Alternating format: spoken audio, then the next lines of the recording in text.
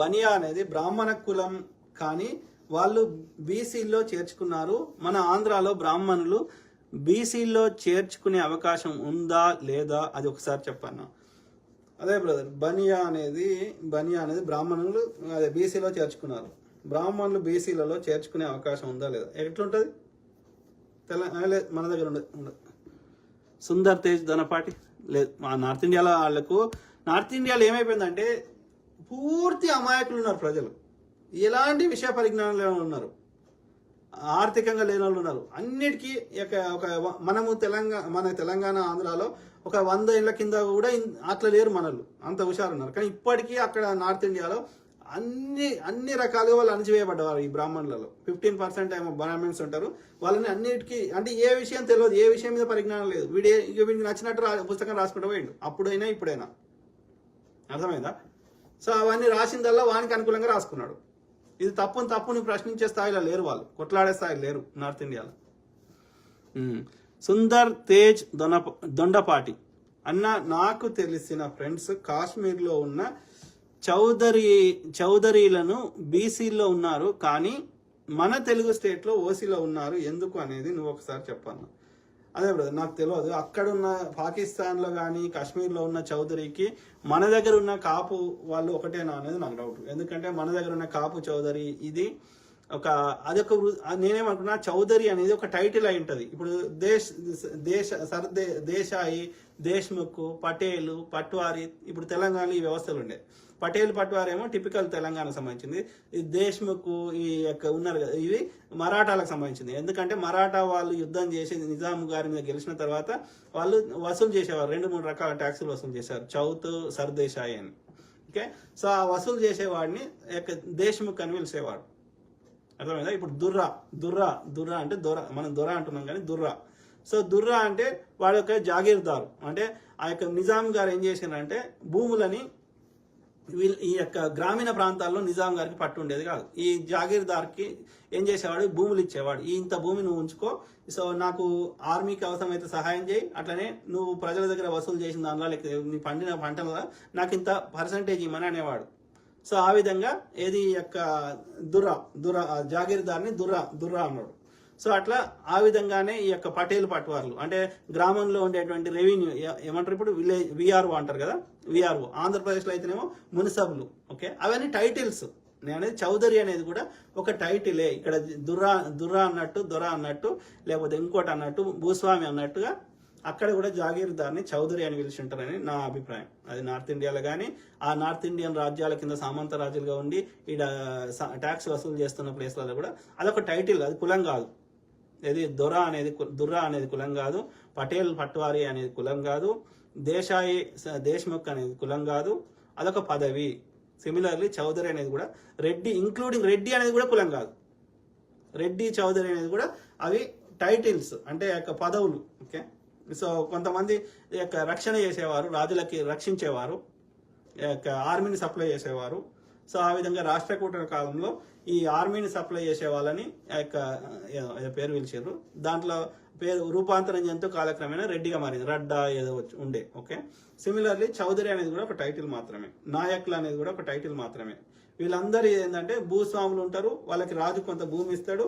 So ఆ భూమిలో వచ్చే దాంట్లో వీళ్ళు అన్ని వసూలు చేసుకుంటారు ట్యాక్సులు, అందులో కొంత రాజుకి ఇస్తారు. అట్లనే యుద్ధ సమయంలో ఆ యొక్క ఆర్మీని సప్లై చేస్తారు. మామూలు అప్పుడు వ్యవసాయం చేసుకుంటారు, యుద్ధ సమయంలో ఆర్మీని సప్లై చేస్తారు. రాజు తరపున యుద్ధం తరపున కొట్లాడాలి, అది సో కాబట్టి ఆ భూములలో వచ్చిన దాన్ని వీళ్ళు పొందేవారు.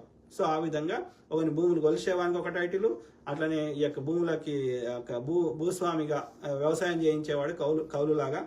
సో అట్లా ఆ యొక్క జాగీర్దార్ని ఈ వేరు పేర్లతో పిలిచేవారు తప్ప అది కులం కాదు. అది ఇంకేమంటున్నాడు, అసలు సారక్క దమ్మక్క ఎవరు? పోనీ దేవతల ఇక్కడ బ్రహ్మలోకంలో దిగి వచ్చిన వాళ్ళ ఏమిటి చరిత్ర? అదేదో ఒక అడవి దేవత, ఏదో ఒక గ్రామ దేవత. సరే చేసుకొని అక్కడ ఉండేవాళ్ళు, చదువుకున్న వాళ్ళు, పెద్ద పెద్ద వ్యాపారస్తులు. ఆ పేరు బ్యాంకులు పెట్టేశారండి. తర్వాత that became a business now. ఓ ఆంధ్ర చిన్నజీయర్ స్వామి, మా తెలంగాణ ఆత్మగౌరవ పోరాట ప్రతీకలైనటువంటి సమ్మక్క సార్లమ్మ మీద ఎందుకు ఈ అహంకార పూరితమైనటువంటి అనుచిత వ్యాఖ్యలు చేసిరు? బేషరతుగా మీరు తెలంగాణ సమాజానికి, ఆదివాసీ సమాజానికి క్షమాపణ చెప్పాలని డిమాండ్ చేస్తా ఉన్నాం. మా ఆదివాసుల యొక్క ఆత్మ గౌరవానికి ఇంటి ఇలవేర్పులుగా తెలంగాణ బిడ్డల యొక్క కోరికలు తీర్చే కొంగు బంగారంలా విరాజిల్లుతున్నటువంటి ఏషియాలోనే అతిపెద్ద జాతర సమ్మక్క సార్లమ్మ జాతర. ఆ జాతర యొక్క వైభవాన్ని, ఆ జాతర యొక్క గొప్పతనాన్ని, దేవతల యొక్క కీర్తిని తగ్గించేటువంటి అహంకారపూరితమైనటువంటి మాట్లాడినటువంటి మాటలు బేషరతుగా వెంటనే వెనక్కి తీసుకోవాలని చిన్నజీయర్ స్వామి గారిని డిమాండ్ చేస్తా ఉన్నాం. ఇవాళ మా దేవతలు ప్రకృతి దేవతలు, చెట్టుకు పుట్టకు ప్రజల గుండెలలో ఉండేటువంటి దేవతలు. అక్కడ ఎలాంటి రియల్ ఎస్టేట్ వ్యాపారం గానీ లేదా టికెట్లు గానీ లేకుండా ప్రజలందరికీ కూడా దైవాలు దర్శనం ఇచ్చేటువంటి ప్రాంతము దేవతలు సమ్మక్క సార్లమ్మలు. ఇవాళ మీరు 120 కిలోల బంగారంతో సమతామూర్తి పేరు పెట్టుకొని మరి స్వయప్రయోజనం కోసము కేవలం జనాలకు రావడానికి కూడా మీరు 150 రూపాయల టికెట్ పెట్టి మీరు వ్యాపారం చేస్తున్నారు తప్ప అక్కడ ఎలాంటి వ్యాపారం లేదు. ప్రజల యొక్క అభిప్రాయానికి, వాళ్ళ యొక్క విశ్వాసాలకు, నమ్మకాలకు అనుగుణంగా జాతర జరుగుతుంది. తల్లుల యొక్క కీర్తి ప్రతిష్టను సహించలేకుండా ఈ రోజు చిన్నజీయర్ స్వామి మాట్లాడినటువంటి దుర్మార్గ మాటలు వెనక్కి తీసుకోవాలి. దీని పట్ల వెంటనే సీఎం గారు కూడా స్పందించాలి. తెలంగాణ గవర్నమెంట్ కూడా తెలంగాణ బిడ్డల యొక్క ఆత్మ గౌరవానికి ప్రతీకగా ఉన్నటువంటి సమ్మక్క సార్లమ్మ కీర్తిని తగ్గించి దుర్మార్గంగా మాట్లాడిన విధానాల మీద తెలంగాణ ప్రభుత్వం యొక్క వైఖరి కూడా తెలియజేయాలని ఈ సందర్భంగా డిమాండ్ చేస్తారు. అర్థమైందా మిత్రులారా? విన్నారు కదా? సో ఆంధ్రాకి సంబంధించిన గోదావరి జిల్లాలకు సంబంధించినటువంటి బ్రాహ్మణవాడు, ఆ గోదావరి జిల్లాలో అగ్రహారాలు ఎక్కువ ఉంటాయి. ఓకే, సో అట్లా ఆ రాజులు ఏం చేశారంటే రాజును పొగిడితే వాళ్ళకి మాన్యాలు ఇచ్చేసారు అన్నట్టు. సో అట్లా గుడి కింద మాన్యాలు ఉంటాయి గుడి పేరు మీద. అట్లనే ఈ అగ్రహారాలు బ్రాహ్మణుడి యొక్క అన్ని విధాల అభివృద్ధి చేసిండు అన్నట్టు వ్యవస్థని. ఇప్పుడు జియో ట్రస్ట్ కింద కూడా 1000 కోట్లు ఉంటాయి. వాని బాధ అంతా ఏంది? సమ్మక్క సారలమ్మ దేవుళ్ళు కాదు అంటున్నాడు. వాని ఎందుకు బాధ అవుతుంది దానికి అంటే శూద్రులు దేవతలుగా కొలవకూడదు. శూద్రులకు సంబంధించిన వాళ్ళు, బీసీ ఎస్సీ ఎస్టీలకు సంబంధించిన వారు ఎంత మంచి చేసినా కానీ దేవుళ్ళుగా కొలవకూడదు. వాళ్ళు బ్రహ్మలోకం నుంచి రావాలి. ఎక్కడుంది బ్రహ్మలోకం? చూపెట్టు. బ్రహ్మ నాలికలకెళ్ళి బ్రహ్మలకెళ్ళి వచ్చినవాడే బ్రాహ్మణుడు అన్నట్టు. బ్రాహ్మణుడు అన్నా బ్రహ్మ అన్నా ఒకటే. అర్థమైందా? సో వాడికి ఒక వాడికి కావాలని క్రియేట్ చేసుకున్నది ఏంటంటే ప్రజలు చేసిన ఉండీలు వేసినవి అన్ని కూడా బ్రాహ్మణులకే చెందాలి, శూద్రులకు చెందకూడదు. శూద్రులు దేవులుగా కొలవబడకూడదు, బాపనోడు మాత్రమే కొలవబడాలి. అది ఈ బాపనోడి కుట్ర. ఆ బాపనోడి ముక్కులకెళ్ళి వచ్చినోడే ఈడు అని చెప్తున్నాడు ఈ చిన్నజీయర్ అంటోడు. వాడు బ్రహ్మ అనేటోడు బ్రాహ్మణుడే, ఈడు బ్రాహ్మణుడే. అర్థమైందా ఇట్లా? దరిద్రుడు. అందుకనే ఏమంటున్నా, ఈ దరిద్రుడు ఈ యొక్క మూలవాసుల దేవుళ్ళని మొక్కొద్దని చెప్తాడు, శివుణ్ణి మొక్కొద్దు అంటాడు ఈ చిన్నజీయర్ గాడు. ఓకే, ఆ అమ్మవారు చండీమాత, దుర్గామాత, భవానీ మాతను మొక్కొద్దు అంటాడు. అర్థమైందా? మా ఫ్రెండ్ వాళ్ళ ఇంట్లో వాళ్ళు ఉన్నాయన్నీ తీసేపించిండు, ఓన్లీ విష్ణుమూర్తి రిలేటెడ్ మొక్కాలంటాడు ఈ దరిద్రుడు. మళ్ళీ వాడు ఏం నీతులు చెప్తున్నాడు? అర్థం ఆలోచించుతున్నారు. సో ఎవడన్నా జై శ్రీరామ్ అంటే మనం చెప్పాల్సింది ఏంటంటే జై శివ, జై శక్తి, జై పోలేరమ్మ, జై సమ్మక్క, జై సారలమ్మ, ఇట్లా మూలవాసుల యొక్క దేవుళ్ళ పేర్లు చెప్పాలి. జై పోలేరమ్మ. ఓకే, ఏమంటున్నా బ్రదర్? ఓకే అన్న, నాకు ఒక డౌట్ ఉంది. ఏంటంటే లక్షద్వీప్స్ అని మన నరేంద్ర మోడీ గారు చాలా పబ్లిసిటీ చేశారు. మాల్దీవ్స్కి మనం బహిష్కరించాం. కానీ నాకు అర్థమైంది ఏంటంటే లక్షద్వీప్స్లో అదానీ, అంబానీ వాళ్ళు పెట్టుబడులు పెట్టి అక్కడ ఒక 5 స్టార్ హోటల్స్ లేకుంటే ఏదో ఒక పెద్ద ప్రపంచాన్ని సృష్టించబోతున్నారేమో అని నాకు ఒక అనుమానం కలిగింది. దాని పట్ల మీరు ఏం చెప్తారు అని నేను ఆశిస్తున్నాను. అదే బ్రదర్, ఇది యొక్క Sundar Tej Dondapati brother. So definitely అవి ఇంకా మనకి ఆ యొక్క ఏది ఎవరైనా ప్రాపర్ ఇన్వెస్టిగేటివ్ జర్నలిజం చేసి మనకి చెప్పాల్సిన అవసరం ఉంది. వీడు ఎందుకు అది లేపుతున్నాడు అని. డెఫినెట్లీ అది ఏదైనా అక్కడ వాడి యొక్క రిసార్ట్ మాల్దీవులో ఎట్లయితే మాల్దీవులో ఉన్నటువంటి లోకల్ వ్యాపారస్తులు మన దేశ సంపద వాళ్ళకి అక్కడ ఉన్న వ్యాపారస్తులకు లబ్ధి చేకూరుతుంది కదా, ఆ విధంగానే లక్షద్వీప్ని డెవలప్ చేసుకుంటే ఈ యొక్క మన దేశంలో ఉన్న లక్షద్వీప్కి పోతే ఈ యొక్క గుజరాత్ వాళ్ళకి ఏమన్నా లాభం వస్తుంది కావచ్చు, మన సంపద అంతా వీళ్ళకి వస్తుంది కావచ్చు, మాల్దీవ్కి పోయే బదులు ఇక్కడ వస్తుంది కావచ్చు. డెఫినెట్లీ అది కుట్రాయి ఉంటుంది. ఎందుకంటే కొంచెం ప్రాపర్ ఇన్వెస్టిగేషన్ జర్నలిజం చేసి అక్కడ ఎవరి వ్యాపార సంస్థలు ఉన్నాయి ఏంటిది అనేది తెలుసుకుంటే మనకి మొత్తం ఇన్ఫర్మేషన్ వస్తుంది. అయింటది బ్రదర్. సుందర్ తేజ్ దొండపాటి. యాక్చువల్లీ లక్షద్వీప్స్ అంటే అది మన ఇండియాలో ఉన్న పోర్ట్. మనం దాన్ని ఎప్పటి నుంచో డెవలప్ చేయాలి, కానీ ఎలక్షన్ టైంలో దాన్ని ముందుకు వేస్తున్నారు. దాన్ని నాకు ఏం చెప్పాలో అర్థం కావడం లేదు. దయచేసి మీరు దాన్ని విశ్లేషించాలని కోరుకున్నాను. అదే బ్రదర్, వీడు బాపనోడికి ఏమన్నా లాభం అయ్యేది, లేకపోతే గుజరాతీ వ్యాపారస్తులకు లాభం అయ్యేదే చేస్తాడు. సామాన్యుల లాభం అయ్యేది ఏది చేయడు వాడు. వాడిని మోడీ అనేటోని బొమ్మ పెట్టిరు తప్ప వెనకాల నడిపిస్తున్న వాళ్ళంతా బ్రాహ్మణులే. అమిత్ షా తర్వాత మిగతా 90% బ్రాహ్మణులే. సో మోడీ అనేటోడు వాడు ఎంజాయ్ చేస్తున్నాడు, వాడు దోసుకునేది వాడు దోసుకుంటాడు. కానీ వీడికి నోరు ఉంది కాబట్టి వీడిని ముందర పెట్టిర్రు. వీడిని బీసీ అని ఒక అబద్ధం చెప్పి ఆ విధంగా మనం ఉల్లు చేస్తున్నారు తప్ప వెనకాల ఉండి దోసుకుంటుంది, నడిపిస్తుంది, అన్ని చేస్తుంది బ్రాహ్మణులే. బీజేపీలో అదే పరిస్థితి, ఆర్ఎస్లో అదే పరిస్థితి. ఆ పార్లమెంట్ ఓపెనింగ్కి ఓడోడు వచ్చిండో ఆ సాములు గాల్లే బీజేపీని నడిపిస్తుంది. సింపుల్. मेरे जेब में ब्राह्मण है और मेरे जेब में बनिया है.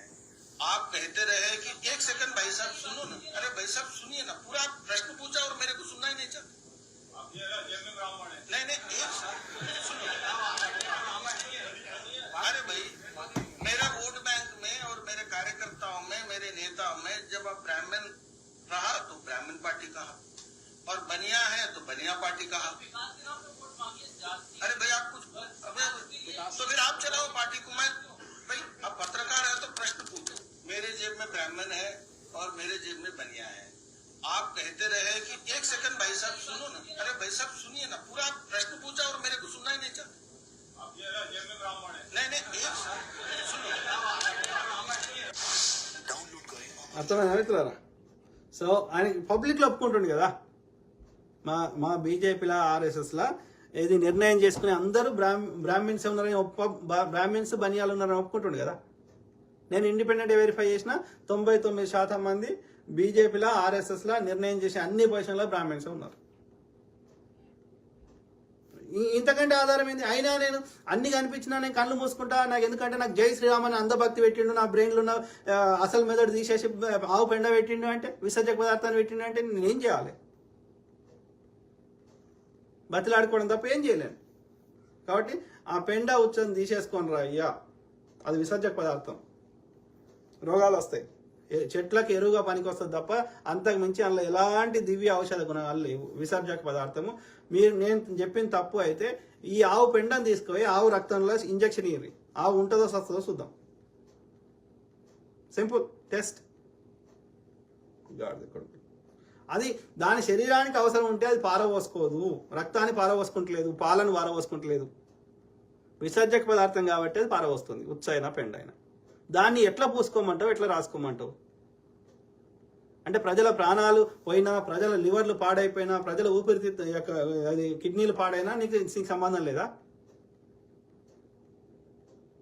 ఎట్లున్నది చెప్పండి. నేను తప్పు చెప్తే మరి ఎందుకు రామ్దేవ్ బాబా సారీ చెప్పిండు? పంపిద్దాం ల్యాబ్కి, వాళ్ళు ఏముందో నైట్రోజను, ఫాస్ఫరస్ గిట్లా ఉన్నాయి, పొటాషియము గిట్లాంటివి. అవన్నీ దేనికి పనికి వస్తాయి? ఎరువుగా పనికి వస్తాయి చెట్లకి. అంతకుమించి ఏమైనా ఉన్నాయి అలా? శరీరం పడని వాటిని తింటే శరీరం అది విషం అవుతుందా కాదా? లివర్ కిడ్నీలు ఎక్కువ పని చేయాలా లేదా అది బయట పంపించడానికి? మరి అట్లాంటివి పూసుకో రాసుకో అంటావు ఎందుకంటే వాడు ఎవడో మనుధర్మం ఏదో పుస్తకంలో రాసిండంట. అరే వాడి బతుకు తెరువు ఆవు మీద ఆధారపడ్డది ఆరోగ్యాలు కాబట్టి, ఆవు ఇచ్చే పాలు వానికి అవసరం కాబట్టి, వాడు చేసే యజ్ఞయాగాలకు ఆవు పెండ పిడికలు అవసరం కాబట్టి, వాడి బతుకంతా ఆవు రిలేటెడే ఉంది కాబట్టి వాడు ఆవును దేవత అన్నాడు. ఆవుని దేవత అనకపోతే వాడిని చంపుతాడని భయంతో, చంపితే మన బతుకు తెరువు ఆగమవుతుంది కాబట్టి వాడు గోమాత అన్నాడు. అంతకుమించి ఆవు లోపల ఎలాంటి ఔషధ గుణాలు లేవు. అట్లాంటి నేను కుక్కను మల్లన దేవుడు అంటా. ఇప్పుడు నేను అట్లా అనుకుంటే ఎన్నో పెట్టుకోవచ్చు. అట్లా అంటే విష్ణుమూర్తియే మత్స్యావతారం ఇచ్చిండు అంటారు కదా వీడు. మరి అంటున్నావు కదా అన్నా, నువ్వు గ్రేట్ అన్నా. నేను బయట ఉన్నాం కానీ మన ఇండియాలో ఉన్న వాళ్ళకి అర్థం కావట్లేదు ఈ విషయాలు.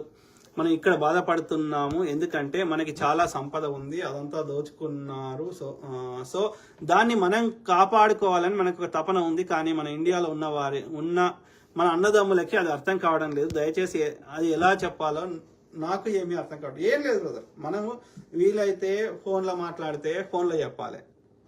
సోషల్ మీడియా అనేది ఇప్పుడు అదొకటి మనకి ఒక ఆయుధం లాగా వచ్చింది కాబట్టి దాన్ని 100% వాడుకునే ప్రయత్నం చేయాలి. ఇప్పుడు ధ్రువరాతి అన్నట్టు ఆయన విదేశంలో ఉన్నాడు కదా, మరి భారతదేశంలో ఎంతో ఇన్ఫ్లుయెన్స్ చేస్తున్నాడు కదా.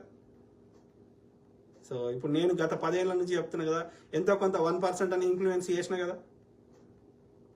సో సాధ్యమవుతుంది. అందరు వీడియోలు పెట్టి చేయలేకపోయినా అట్లీస్ట్ మనకి వీలైన కాడికి చెప్పే ప్రయత్నం చేయడంలో తప్పు లేదు. లేకపోతే ఇంకో ఆప్షన్ ఏంటంటే వాట్సాప్లో కానీ ఎక్కడైనా గ్రూప్లలో ఇప్పుడు తులసి చంద్ గారు మాట్లాడతారు. సో ఆమె ఫ్యాక్ట్ బేస్డ్ ఇన్ఫర్మేషన్ తెలుసుకొని కరెక్ట్ ఇన్ఫర్మేషన్ చెప్పే ప్రయత్నం చేస్తుంది. సో అట్లాంటి వీడియోలు ఏమైనా ఉంటే మనం షేర్ చేద్దాం. ధ్రువరాతి ఏమైనా ఉంటే షేర్ చేద్దాం. అందరు విషయ పరిజ్ఞానం లేకపోయినా, అందరు అంత రీసెర్చ్ చేయలేకపోయినా, అందరికి అంత మాట్లాడే చాకచక్యం లేకపోయినా కనీసం షేర్ అయితే చేయొచ్చు కదా. సింపుల్. ఏమంటున్నావు అన్న? We support you. ఎందుకంటే మన భారత రాజ్యాంగాన్ని మనం కాపాడుకోవాలి. ప్లస్ మనందరం ఇండియన్స్ ఎక్కడికి వెళ్ళినా కానీ మనం చెప్పేది ఇండియన్ కాబట్టి 1000% brother. I'm giving voice for voiceless.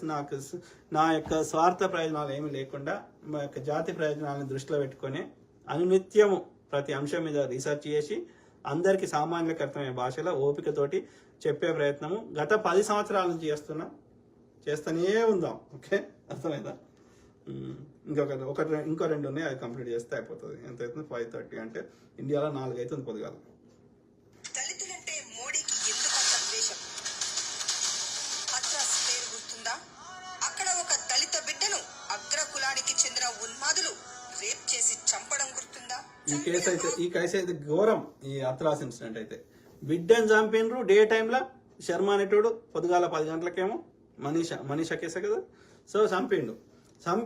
అది కేసు కాకుండా చేసే ప్రయత్నం చేసిండ్రు, అది కాలబెట్టే ప్రయత్నం చేశారు. రాహుల్ గాంధీ ప్రియాంక గాంధీ గొడవ చేస్తే అప్పుడు అది కేసుగా రిజిస్టర్ చేశారు. కానీ అది న్యాయం చేయమంటే తల్లిదండ్రులు ఇద్దరిని బుల్డోర్ గుద్ది చంపేశారు.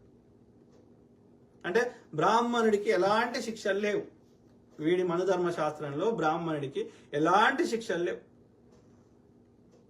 మీరు సత్య అన్వేషి అనే ఒక ఛానల్ ఉంటుంది యూట్యూబ్లో, అది చూడండి. ఆయన మనుస్మృతి గురించి పూర్తిగా విశ్లేషించి ఆ సంస్కృతాన్ని నేర్చుకొని మనకి సామాన్యులకు అర్థమయ్యే భాషలో చెప్పిండు. అలా ఎంత గలీజు ఉన్నాయి, వివక్షను పెంచి పోషించేటువంటి. బాబనోడు ఆయనకి ఇష్టం ఉన్నట్టు రాసుకున్నాడు. బ్రాహ్మణులకి అన్ని అనుకూలంగా రాసుకున్నాడు. అన్ని కష్టాలు, అన్ని చట్టాలు శూద్రుల కోసమే ఉన్నాయి. Same thing is happening. BJP కండువా కప్పుకుంటే ఎలాంటి శిక్షలు లేవు. ఎన్ని పాపాలు చేసినా నువ్వు గంగా నదిలో మునిగినట్టు పుణ్యవంతుడు అవుతావు బీజేపీ కండువా కప్పుకోగానే. అర్థమైందా? బాపనోడు చెప్పింది ఏంటంటే నీవు అన్ని గంగల ముంచి నీ పాపాలన్నీ ఇటు నుంచి బయటపడేస్తాడు. అట్లా కాదు, వాని ఆధిపత్యం కరెక్ట్ కాదు, వాడు చెప్పేది తప్పు అంటే నీకు నరకం చూపెడతాడు. సింపుల్. అప్పుడు ఇప్పుడు సేమ్ స్టోరీ. సో ఆ విధంగా ఇది న్యాయం అనేది ఉండదు ఇక్కడ. వానికి ఊడికని చేయాలి బాపనోడికి. సింపుల్. చేస్తేనే నువ్వు ఆదర్శ పురుషుడివి, లేకపోతే నువ్వు రాక్షసుడివి, అసురుడివి, ఇంకోటి లేకపోతే అంటరానితనం పెడతా, ఊరికి దూరం పెడతా. ఎందుకని? వాళ్ళు ఈ బాపనోడు చెప్పింది వినలేదు. వాళ్ళు వినకపోయేసరికి వీడి ఆధిపత్యాన్ని అంగీకరించలేదు. వాళ్ళు చెప్తున్నారు మన ఒక బ్రదర్. సో మాదిగలు మాలలేమో పూజారులుగా ఉండే, మాదిగలు రాజులుగా ఉండే అని చెప్తున్నారు. సో శూద్ర రాజులుగా ఉన్న వాళ్ళని ఈ బాపనోడి యొక్క ఆధిపత్యాన్ని వాళ్ళు అంగీకరించకపోతే వాళ్ళ మీద దండయాత్ర చేసి వాళ్ళని ఓడించి లేకపోతే వాళ్ళని శిక్షించి ఆ విధంగా వీళ్ళు ఉంటే వేరే వర్షం చెప్తారు కదా. సభ్య సమాజంలో ఉంటే మేమే రాజు, మేమే గొప్పలం అని చెప్తామని చెప్పి మాదిగలని మాలల్ని ఊరికి దూరంగా పెట్టినరు, అంటరానిగా పెట్టినరు అని చెప్తున్నారు. ఎందుకంటే ఈ బ్రాహ్మణవాడి యొక్క ఆధిపత్యాన్ని అంగీకరించలేని వాళ్ళు కాబట్టి. ఈ బ్రాహ్మణవాడు ఆర్యుడు రాకముందు వాళ్ళు ఈ యొక్క హిందూ సమాజంలో పూజారులు, మాలలు, అదేవిధంగా మాదిగలు యొక్క రాజులు కాబట్టి వాళ్ళని అంటరానిగా పెట్టి ఆ విధంగా వాళ్ళని చెప్పింది చెల్లకుండా చేసిండు అన్నట్టు. ఊరికి దూరంగా పెట్టినాక వాళ్ళు చెప్పింది ఎవరు వింటారు? అర్థమైందా? సో ఇది కుట్ర, బాపనోడి కుట్ర. అందుకే వాళ్ళకి దళితులకి అందరికంటే ఎక్కువ కోపం ఉంటుంది. ఎందుకంటే నీ ఆధిపత్యం కోసం వాళ్ళని మనుషులనే కాదన్నట్టు చిత్రీకరించినావు కదా. అంతే కదా, బ్రిటిష్ వానికి ఇది ఆయుధం పట్టుకొని కొట్లాడితే వాని ఆధిపత్యంకి చంపేసిండు, లేదు అంటే వాని ఆధిపత్యాన్ని ప్రశ్నిస్తే జైల్లో పెట్టిండు, కుక్కిన పైన లెక్క వాడి ఉంటే ఉండనిచ్చిండు. అందుకే అంటున్నా, సేమ్ స్టోరీ, సేమ్ బ్రిటిష్ వాడు, బాపనోడు, ఆర్య బాపనోడు, ఇప్పుడు బీజేపీ వాడు, అందరూ ఒకటే జాతి. ఒకటే కాదు, వాళ్ళ మూలాలు ఒకటే దగ్గర నుంచి వచ్చారు వాళ్ళు. ఆధిపత్యం. దళిత బిడ్డ శవాన్ని పోస్ట్ మార్టం చేయకుండా అర్ధరాత్రి దహనం చేసిన దారుణం గుర్తుందా? సోషల్ మీడియాలో ఆ దళిత బిడ్డ వ్యక్తిత్వాన్ని కించపరిచేలా పోస్టులు పెట్టిన బీజేపీ నీచత్వం గుర్తుందా? మీడియా ముందు మాట్లాడకూడదని ఆ బిడ్డ తల్లిదండ్రులకు హెచ్చరించిన పోలీసులు గుర్తున్నారా? ఈ అన్యాయాన్ని సహించలేక ఆ దళిత కుటుంబాన్ని పరామర్శించడానికి రాహుల్, ప్రియాంకలు వెళ్తే వారిని కూడా మోడీ అరెస్టు చేసిన ఘటనలు గుర్తున్నాయా?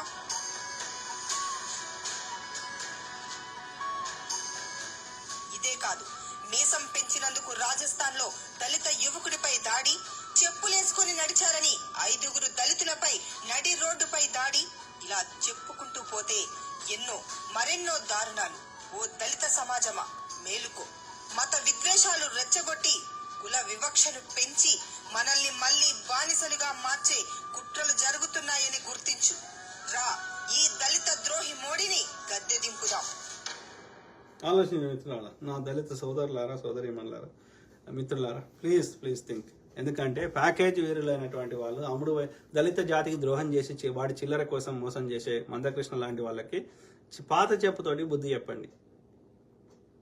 నిజంగా మందకృష్ణవాదిగా కొట్లాడి ఉంటే ఎన్నడో వచ్చేది. అప్పుడు కాంగ్రెస్ ఇస్తా అంటే అప్పుడు రాకుండా చేసింది ఇదే బీజేపీ ఆర్ఎస్ఎల్, బీసీలకైనా ఎస్సీలకైనా. ఇప్పుడు మోడీ 10 ఏళ్ళు ఉండి ఇప్పుడు మళ్ళీ ఇస్తాడు అని కథలు చెప్తున్నాం. ఎందుకంటే మందకృష్ణ మాదికి తెలుసు ఆ వర్గీకరణ అనే ఒక కాన్సెప్ట్ వాదాన్ని పట్టుకొని ప్రతి వాళ్ళు అందరి దగ్గర చిల్లర తీసుకొని నోరు మూసుకుంటుండు. వీడు నిజంగా కొట్లాడితే ఎప్పుడో వచ్చేది. బీజేపీ ఇవ్వాల్సిన పరిస్థితి ఉండేది, కాంగ్రెస్ వాడు ఇవ్వకుండా అప్పుడు ఇబ్బంది పెట్టినా. అప్పుడైనా బీజేపీ నోరు మూపించేది ఉండే. వీడు ఎప్పుడు కొట్లాడలే. ఎందుకంటే అట్లా వాడు ఇచ్చే చిల్లరకి వీని కింద ఉన్న వాళ్ళు చిల్లర తీసుకుంటారు, నోరు మూసుకుంటారు, అమ్ముడు పోతారు. అర్థమైందా? కాబట్టి జాతికి ద్రోహం చేస్తున్న మందకృష్ణ లాంటి వాళ్ళని తన్నండి పట్టుకొని. రాజ్యాంగం మార్చే హక్కు మాకున్నది పార్లమెంట్ లో, మార్చడం కూడా, మారుస్తాం కూడా చెప్తున్నాం. We need to draft a new constitution of India. एक नया सोच, एक नया दिशा, नया संविधान. ఒకవేళ ఆధునిక రాజ్యం చూడాలనుకుంటే రాజ్యాంగాన్ని సక్రియ చూడు, రాజ్యాంగ సవరణ గురించి మళ్ళీ మాట్లాడుతుడు. నిన్ను రాళ్లతో కొట్టకపోతే అమ్మ మీద వచ్చే చెప్తున్నా, నిన్ను రాళ్లతో కొట్టకపోతే చూడు. అర్థమైనా మిత్రులారా? రాజ్యాంగాన్ని మారుస్తా అంటే తన్నాలు పట్టుకొని, రాజ్యాంగాన్ని సవరిస్తా, అమెండ్ చేస్తా, చేసుకో. ఇప్పటికి 106 సార్లు చేసిండ్రు, అందులో మోడీ కూడా చేసిండు, దానికి ఎవ్వడు వ్యతిరేకించలేదు. మారుస్తా అంటే చెప్పు తీసుకొని కొడతాం. నువ్వు సౌభ్రాతృత్వం అనే వర్డ్ తీసేస్తా అంటే, భారతదేశం యొక్క ఇంటిగ్రిటీ తీసేస్తా అంటే, సెక్యులర్ తీసేస్తా అంటే అంగీకరించాం. మౌలిక సూత్రాలని అంగీకరించాం. ఏ పునాదులు ఉన్నాయో ఆ పునాదులను తీసేస్తా. ఏమన్నాడు కేసీఆర్? ఏమన్నాడు? ఏక్ నయా సోంచ్ అన్నాడా లేదా? మారుస్తే ఎట్లా అంటావురా? రాజ్యాంగం మార్చే కూడా a new constitution of India. एक नया सोच, एक नया दिशा, नया संविधान. నయా సంవిధాన్, కొత్త రాజ్యాంగం రాస్తారంట. తప్పు కదా? అమెండ్ చేస్తా అంటే, సవరిస్తా అంటే ఎవడేమంటలేడు. అమెండ్ చేస్తా అంటే అట్లా కాకుండా నువ్వు మారుస్తా అంటే, రిప్లేస్ చేస్తా అంటే నో వే. కేసీఆర్ని ఎట్లయితే పాతాల ఏది అధికారానికి దూరం చేసినామో కాళోజీ గారు అన్నట్టు ప్రాంతేతరుని మోసం చేస్తే ఊరు పొలిమేర దాకా తరిమి కొట్టమన్నాడు, ప్రాంతం వాడు మోసం చేస్తే పాతి పెట్టమన్నాడు. సో కేసీఆర్ అనే దురహంకారిని మన యొక్క ఏది ఏమంటారు అది నిరసన తెలిపేటువంటి నిరసన అనే ఫండమెంటల్ రైట్ ని తొలగించిన కేసీఆర్ని ఎందుకంటే వీడు గడిలను పెట్టి అట్లా ప్రజల్ని ఇబ్బంది పెట్టిండు. వాడొక రకంగా ఇబ్బంది పెట్టిండు, వీడొక రకంగా ఇబ్బంది పెట్టిండు.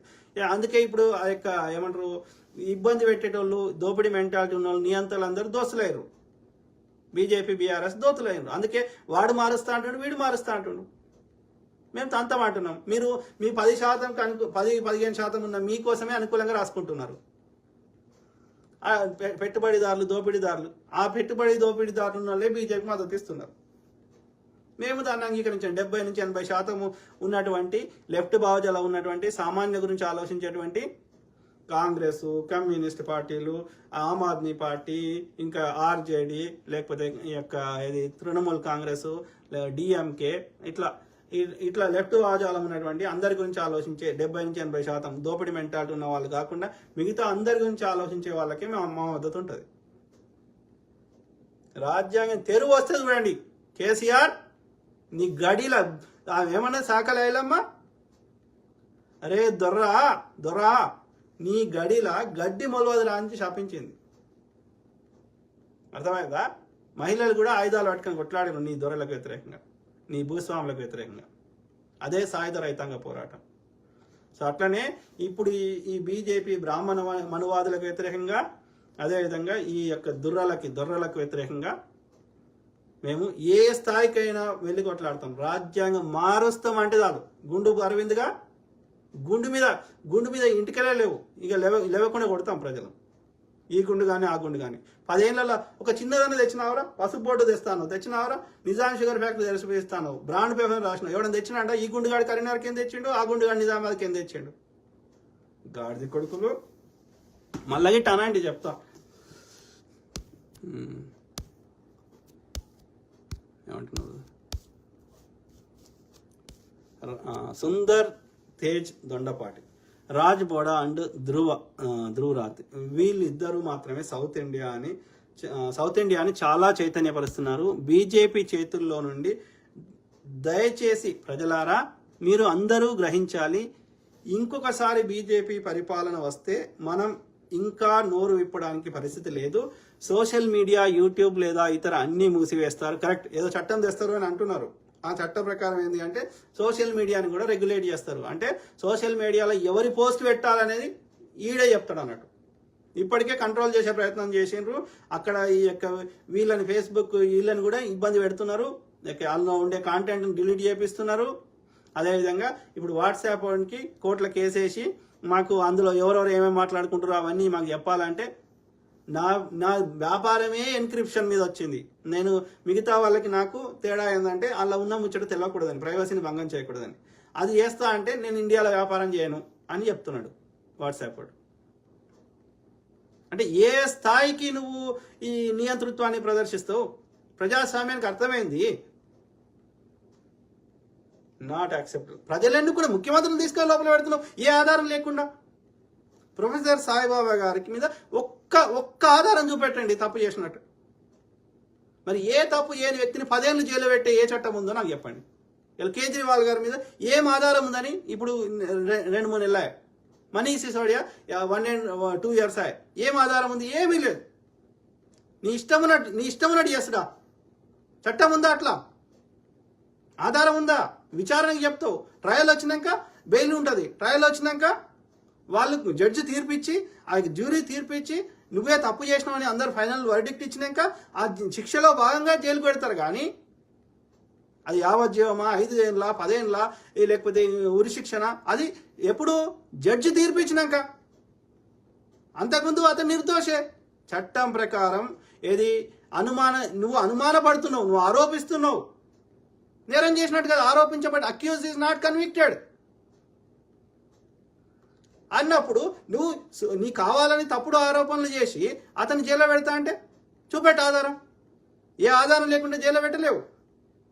అది కూడా పెద్ద పెద్ద నేరస్తులని, చాలా పెద్ద నేరస్తులు వాళ్ళు బయట ఉంటే ఆధారాలు తారుమారు చేస్తారన్న వాటికి, లేకపోతే మల్టిపుల్ అనేక సార్లు అనేక మందిని యొక్క హత్యలు చేసి వాడు నిజంగా వాడికి రికార్డు బాగలేదు, వాడి మైండ్ దొబ్బింది కాబట్టి వాడు బయట ఉంటే మళ్ళీ చేసే అవకాశం ఉంటుంది అన్నప్పుడు లోపల పెడతారు. ఇది ప్రివెన్షన్ యాక్ట్ కింద, పీడీ యాక్ట్ అంటారు కదా. సో అప్పుడన్నా పెడతారు. లేదు అంటే ఈ యొక్క కోర్టు తీర్పిచ్చినాక పెడతారు. కోర్టు ముద్దాయి నేరం చేసినామని శిక్షించినాక. మిగతా అప్పుడు బెయిల్ ఇస్తారు. ప్లస్ విచారణ కోసం మాత్రమే ఒక వారం రోజుల్లో ఎన్ని రోజుల్లో విచారణలో భాగంగా ఇది రిమాండ్లో పెడతారు. అంతేగాని ఏళ్ళు రిమాండ్లో పెట్టారు కదా. అంటే ఇదేం చట్టం కదా. రెగ్యులర్ కోర్టులు ఉండాలి కదా. అంటే సమాంతరంగా ఇంకో కోర్టుని ఎందుకు ఓపెన్ చేసినావు ఈడియానికి? ఒక కోర్టుని, ఏ కోర్టు అయినా ఉన్న రెగ్యులర్ సిస్టంలో పనిచేయాలి. ఇక్కడ డిస్ట్రిక్ట్ కోర్టు, సెషన్స్ కోర్టు, జిల్లా కోర్టు, తర్వాత హైకోర్టు, సుప్రీంకోర్టు, ఈ సిస్టమే పనిచేయాలి. కింది కోర్టులో న్యాయం దొరకకపోతే హైకోర్టు పోతావు, హైకోర్టులో న్యాయం దొరకకపోతే సుప్రీంకోర్టు పోతావు, ఇట్లా ఉంటుంది. సో ఇది కాకుండా ప్యారలల్గా ఇంకో ప్యారలల్ న్యాయ వ్యవస్థను ఎట్లా పెడతావు? అది విచారణ సంస్థలాగానే ఉండాలి. కానీ వాళ్ళు నిర్ణయం తీసుకునే పొజిషన్లు ఎట్లుంటాయి? ఈడీ కోర్టు ఎట్లుంటుంది? చట్టంలో అది చట్టం ఉందా, వీళ్ళు చట్టం లేకుండా అబ్యూజ్ చేస్తున్నా అనేది చూడాలి. ఓకే, అట్లా ఎవరైనా సమాంతరంగా కోర్టు యొక్క రెగ్యులర్ కోర్టు యొక్క అధికారాలను తీసివేసే విధంగా అట్లా ఏమన్నా చట్టం ఉండి ఎలాంటి ఆధారం లేకుండా ఒక కేవలం అనుమానంతోటో లేకపోతే తప్పుడు వాంగ్మూలం ఇప్పించి జైల్లో పెడతా అంటే కలవదు. వాళ్ళకి కంపల్సరీ బెయిల్ ఇవ్వాలి. ఈ చట్టంలో ఒకవేళ లోపం ఉంటే సరిదిద్దాల్సిన అవసరం 100% ఉంది. నా అనుమానం ప్రకారం చట్టంలో లోపం లేదు, కానీ చట్టాన్ని దుర్వినియోగం పరుస్తున్నారు ఈ కోర్టులు అనేటివి. వాడు ఇన్వాల్వ్ అయ్యి తప్పు చేస్తున్నప్పుడు దాన్ని అది తప్పు అని కోర్టులు తీర్పు ఇవ్వాలి. కానీ కోర్టులు కూడా వాడికి అనుకూలంగానే తప్పుడు తీర్పులు ఇస్తున్నాయి. అంటే వాళ్ళని కూడా ఇన్ఫ్లుయెన్స్ చేసిండు అని అర్థం. అంటే అన్ని శాఖలలో ఈ బాపననే పెట్టుకున్నాడు అని అర్థం. సో దీనికి మార్గం ఎట్లా? సో అన్ని శాఖలలో బాపనోడ ఆధిపత్యం తీసేయాలి. అన్నిట్లలో కంపల్సరీ ఈ యొక్క రిజర్వేషన్ అమలు చేయాలి. అప్పుడే ఈ సంస్థలు వ్యవస్థలు ఇండిపెండెంట్ పనిచేస్తాయి. ప్లస్ వాళ్ళ అనుకూలమని పెట్టుకోకుండా ప్రజలే ఎన్నుకునే వ్యవస్థను ఏర్పాటు చేయాలి. ఈ యొక్క అన్ని నిర్ణయం తీసుకునే, దేశంలో ఉన్న అన్ని నిర్ణయం తీసుకునే ప్రజా సంస్థలకు సంబంధించిన వాటి అన్నిటిలో ప్రజలే ఎన్నుకోవాలి. ఎమ్మెల్సీని ఎన్నుకున్నట్టు. కనీసం రెగ్యులర్ సామాన్యులు కాకపోయినా కనీసం ఒక గ్రాడ్యుయేట్లనే ఎన్నుకోవాలి. ఎమ్మెల్సీ గ్రాడ్యుయేట్స్ ఎన్నుకున్నట్టు. అప్పుడే వానికి భయం ఉంటుంది. వాడికి యొక్క తన యొక్క మళ్ళీ నెక్స్ట్ టైం ఎన్నుకోరు అనే భయం ఉంటుంది. ప్లస్ కాంపిటీషన్ ఉంటుంది కాబట్టి వాడి తప్పుల్ని ప్రజల ముందు పెట్టే అవకాశం ఉంటుంది. కాంపిటీటర్ కాబట్టి వాడికి ఎవరికైతే అవకాశం కావాలనుకున్నప్పుడు సో ఆ విధంగా వాడు ఒక రెస్పాన్సిబుల్గా పనిచేసే అవకాశం ఉంటుంది. అది కూడా 2 years వాడి టర్మ్ పెట్టాలి. మళ్ళీ మంచిగా చేస్తేనే మళ్ళీ ఎన్నుకుంటారు. అది ప్రజలే ఎన్నుకోవాలి. లేకపోతే వీడికి అనుకూలంగా పెట్టుకొని ఆ వ్యవస్థల్ని పనిచేయకుండా చేస్తుండే, ఎలక్షన్ కమిషన్ పనిచేయకుండా చేస్తుండు, కోర్టులు పనిచేయనిస్తలేడు, ఏ సంస్థని వ్యవస్థని పనిచేయకుండా చేస్తున్నాడు. సో కాబట్టి ఇట్లాంటి కొన్ని మార్పులు తెచ్చుకోవాల్సిన అవసరం ఉంది. దీనికి తగ్గట్టు అమెండ్మెంట్లు చేసుకోవాల్సిన అవసరం ఉంది. నేను మారుస్తలేను, అమెండ్ చేస్తున్నా, సవరిస్తున్నా. 100 పేజీల పుస్తకంలో ఇంకో కొత్త 10 పేజీలు యాడ్ చేస్తున్నాం, కానీ ఉన్న పుస్తకాన్ని చింపుతలేం. సో యూట్యూబ్ అన్ని కరెక్ట్ బ్రదర్. సో కొట్లాడుతూనే ఉందాం మనము ఎందుకంటే నష్టం జరుగుతుంది మనకు కాబట్టి మనకు ఎక్కువ నొప్పి ఉండాలి. షేక్ బాబా అన్నా super switch. Thank you to all my brothers, sisters, friends, everyone. Okay, అందరం కలిసి కొట్లాడదాం, నిజంగా బతుకుదాం.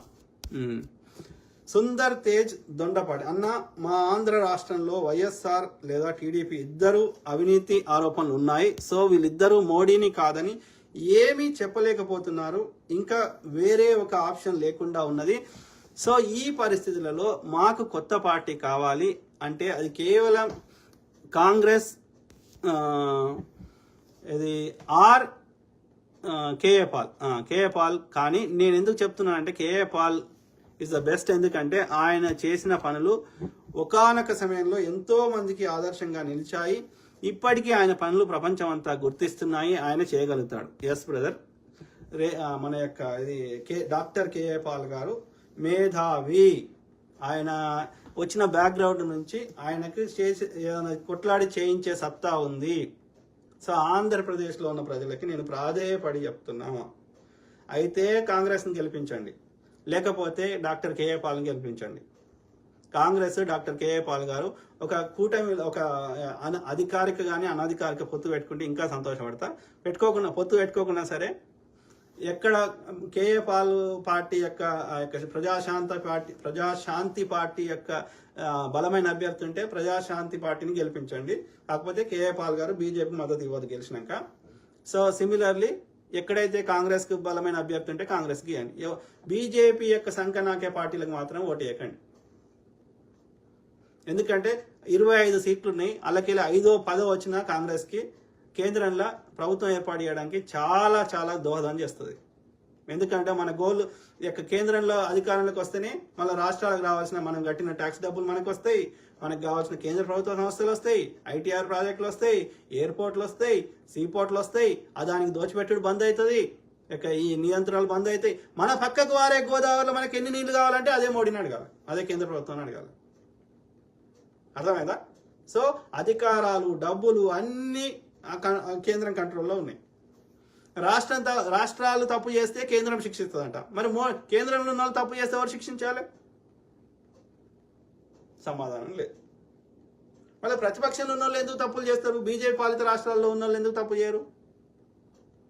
సమాధానం లేదు. మరి కోర్టు చర్యలు తీసుకోవాలి కదా.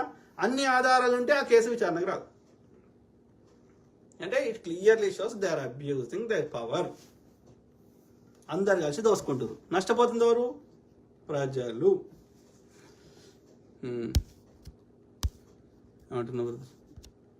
అన్నా we love you from Europe. Love you అన్న. Thank you to all my brothers sister friends. I keep talking, మాట్లాడుతూనే ఉంటా. ప్రజలను చైతన్యం చేయాల్సిన అవసరం ఉంది, ప్రతి అంశం మీద అవగాహన చేయాల్సిన అవసరం ఉంది. తప్పకుండా చేద్దాం. ఇది సమిష్టి కృషి, నా ఒక్కంతోటి కాదు.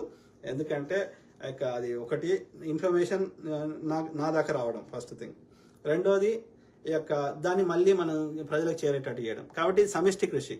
సో నేను పదే చెప్తున్నా, I'm giving voice for voiceless. ఎవరికైతే వాళ్ళు చెప్పాలనుకున్న మెసేజ్ జనాలకు రీచ్ అందరికి తెలిసేటట్టు ఒక మీడియా చేసే పని చేస్తున్నా. ఎందుకంటే రెగ్యులర్ మీడియాలు చాలా వరకు అమ్ముడు పోయినాయి కాబట్టి, గోధి మీడియాలు అయిపోయినాయి కాబట్టి, వాళ్ళని పని చేయనిస్తలేడు కాబట్టి, మనకున్న ఆప్షన్ ఈ యొక్క సోషల్ మీడియా కాబట్టి ఈ మాధ్యమం ద్వారా నేను ఒక మీడియా చేసే పని చేస్తున్నా. I'm giving voice for voiceless.